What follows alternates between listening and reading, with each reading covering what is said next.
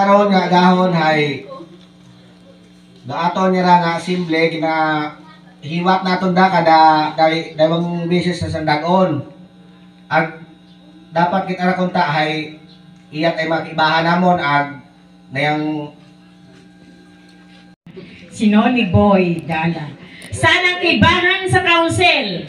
Ya si Jojo, si Jerry, si Empeng, at si Titoy, si Bia, si Sammy, si Jane, at dayang daywa nga kagwapo nga ra, yung mga wara. Sa tanang kinyo nga pumuhugyo at barangay Pangpango. Guwa, dapat masayran itanan kung ano rin inyo nga mga problema nga gusto ipaabot, especially sa amon nga opisina.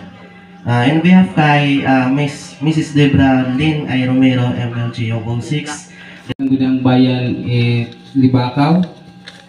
Ruaton nga pero may sugat yung mga gustong ipaabot para kinyo.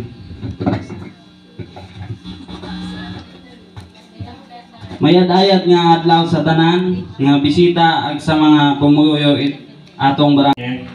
Ginatinguha ako nga bago matapos ra akon nga termino ay siguro ay makapaobra na bawit yung school library with maron medical kit at school supplies.